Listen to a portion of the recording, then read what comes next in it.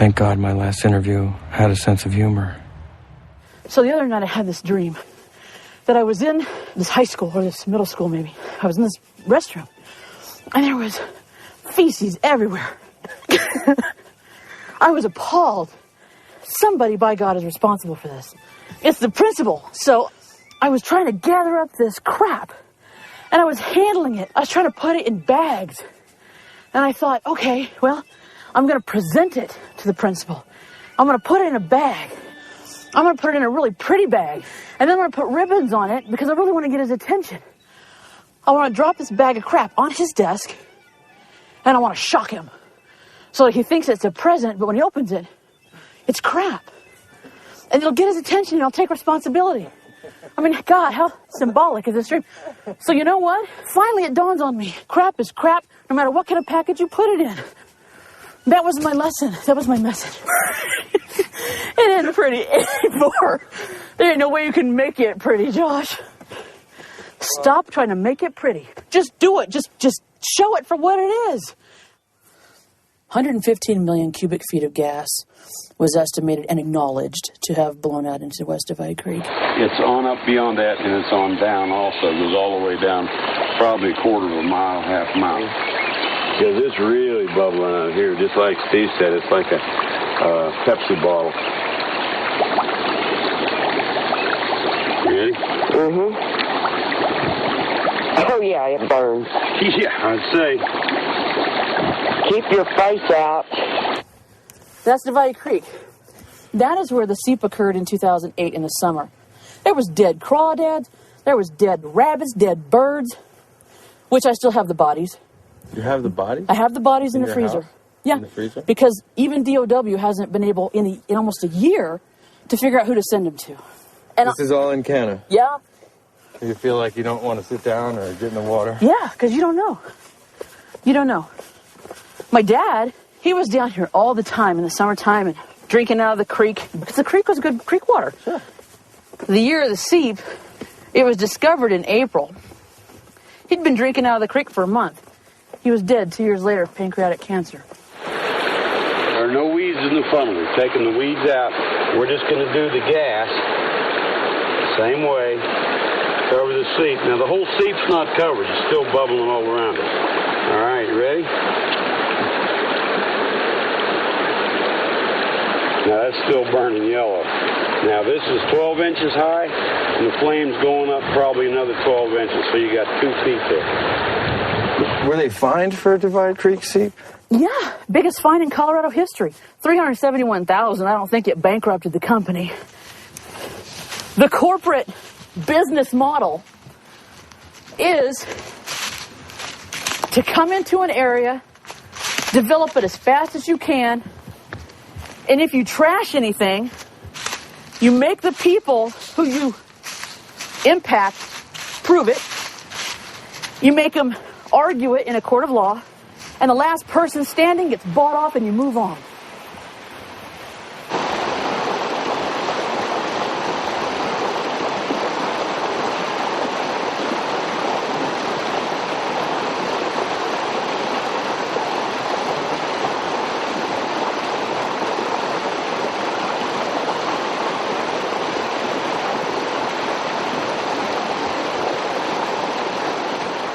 I had tried to keep anger and sorrow at bay. But the moment I knelt down at Divide Creek, looked upstream, and noticed the bend, it reminded me of home, and I broke apart.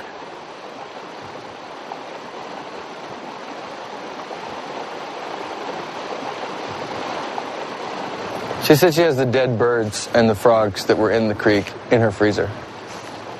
I want to see them. Let's go get the rest of the story.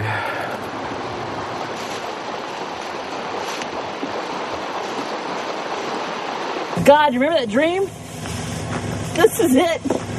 There's one bird. In the summer of 2008, all this black stuff with diesel, organic stuff came up and came into the creek.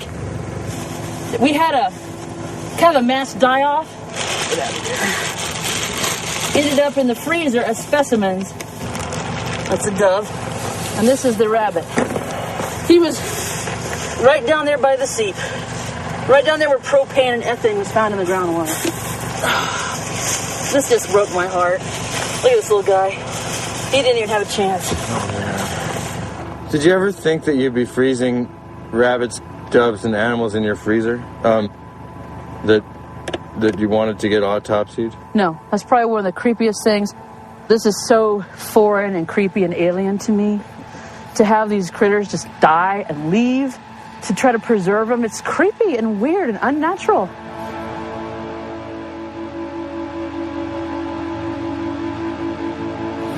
And then put them in that bag. All right, in this Walmart bag. Yeah, in that Walmart. You can't get this at Walmart. Just That you know of. If you really wanted that you know of. All right, thanks. I'll see you later. Take care. Right. Think positive. You too.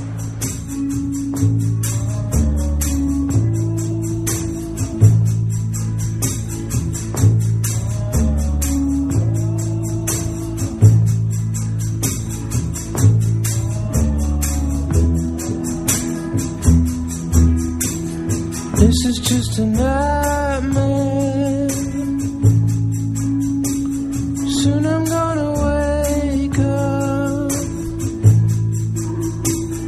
Someone's gonna bring me round.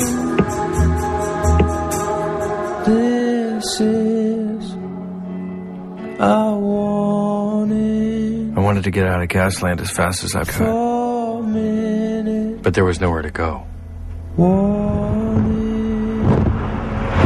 I'd been on the road 3.5 weeks. I realized that I hadn't been on a single road between Arkansas and Santa Fe that didn't have a gas well on it. All the states started swirling together. Everywhere I went, it was the same story. He says, "You see this big dark spot? That's brain damage." Huge banks of compressor stations in people's backyards. I can't stay here too long. Wells drilled right across the street from people's houses. Yeah, get a picture of the pretty flowers over there. Poison streams in Arkansas. Boy, they're making a beautiful, beautiful piece of country and turning it into just a big trash dump. Huge refineries right next to cemeteries. Land farms where toxic sludge from waste pits were right next to residential communities. And the dust blows, the toxic waste fumes blow on them. Too many stories to recount. Like a skipping record. A song that you hear over and over again, like a scar that runs through you and comes out your face. Everyone had the same look of worry. We can't keep going like we are. I've heard that the White House power plants is supposed to go natural gas, and we tell them don't do it. The sheer scope of this massive drilling campaign boggled the mind. As a detective, I was totally out of my league. Good afternoon, Halliburton Communications. Is there any particular state that you're looking at? I'd really love to do an interview with Cabot. Need to hang up. You may hang up. I will pass on the message. I do suggest that you resubmit the email. Call me back in a day or two. Thanks, and have a great day. Bye. I wanted to get home, get a sense of the bigger picture. Then I looked at the map. To get home, I had to go through the bigger picture. Texas. The Dallas-Fort Worth Metroplex. The Barnett Shale. The place all of this started.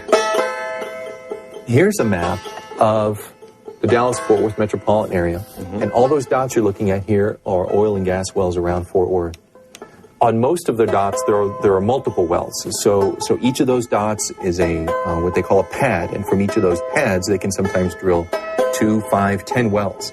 So if you take each of those dots and multiply it by 5 to 10, you start to see why we've now got about 10,000 wells around the city of Fort Worth. The Texas Commission on Environmental Quality had no idea. The TCEQ had no idea how many gas wells were being put in and were in the ground around the city of Fort Worth. We were interested in kind of getting a handle on this. What were really the emissions that were coming out from the oil and gas sector? And we didn't want to rely on the state's numbers. The state had just admitted publicly that they didn't know what the emissions were, that their numbers were grossly underestimated. So we did our own. We now know that emissions from this sector are greater than the accumulated emissions of all passenger vehicles, all the cars and trucks in Dallas and Fort Worth. So let me get this straight.